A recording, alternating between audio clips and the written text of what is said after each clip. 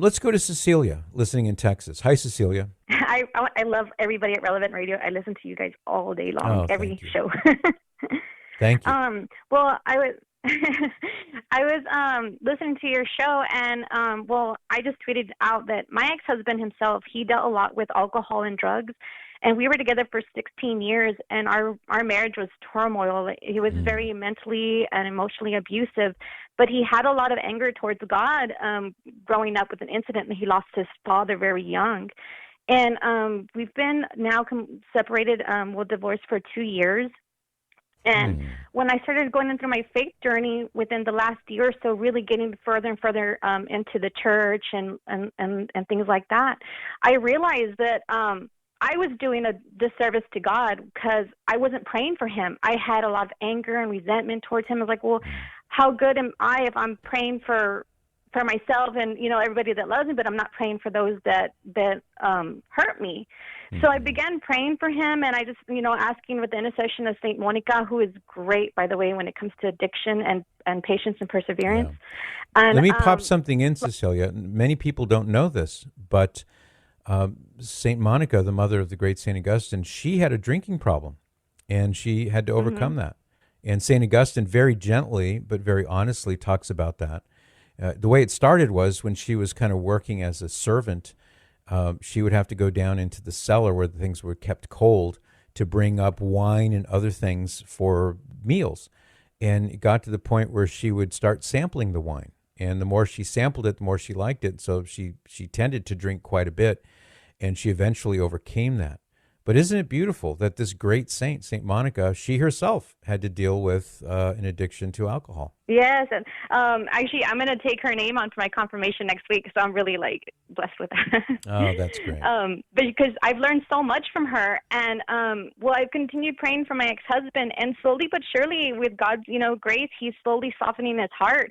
He's becoming more open into the church, attending Mass. He's actually asked me to help him, assist him in praying the rosary. Oh, good. A few weeks ago, he bought our children rosaries, and we've had them blessed. And now I'm in the process of hopefully, he doesn't have any of his sacraments, so I'm like, okay, we need to get you an RCIA class, because I know once he starts receiving that sacrament, I know his life will completely change.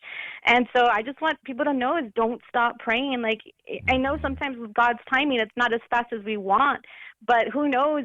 We may not see it in our lifetime, but if we pass on, we go to heaven, guess what? We might get to see them there because of our prayers and sacrifice for others. Well, what about, the question that I have, and I'm sure other people do as well, is with everything going in the right direction, why not reconcile with your husband and get the marriage restored? That would complete the picture, wouldn't it? Yeah, it's not out of the picture so as it used to be. But I'm like, well, if it's in God's will that's what He wants, then let it be. Who knows? It depends on how on my ex-husband, on how much closer he gets to God. We may reconcile. I have to leave it all up to God's hands to see what happens. Right, but this is just a little friendly persuasion on my part. That's all. But, rather than take a purely passive approach to it, maybe you can, broach the topic with your husband and say, why don't we make this work? God is working in our lives. He's restoring many things that were broken. And I believe He wants to restore our marriage. So why don't we start over again? Yes, sir. I'm not trying to butt into your business. I'm not. But since you called me, yeah. The best thing, the happiest ending of all would be if you're all together again under the same roof as a happy family with God at the center. What could be better? Definitely. I hear you. Here's my suggestion. Call him up and ask him out on a date. Ask him out on a date and see where things go. Yes, sir. All right. Well, you don't have to. I'm not ordering you. I can't order you. I'm just offering a suggestion, but I bet you good things will follow. Yes, sir. All right, thank you so much. You're welcome. So call me back in a month or two and let me know how things are going, would you? I will. I'll call you back in a month or two. Thank you. Okay. I hear the joy in your voice.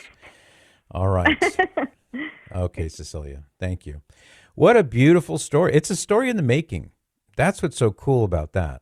Is God is working in ways, and you just don't know where things will end up. But I have a hunch that it can go in that direction with just a little push.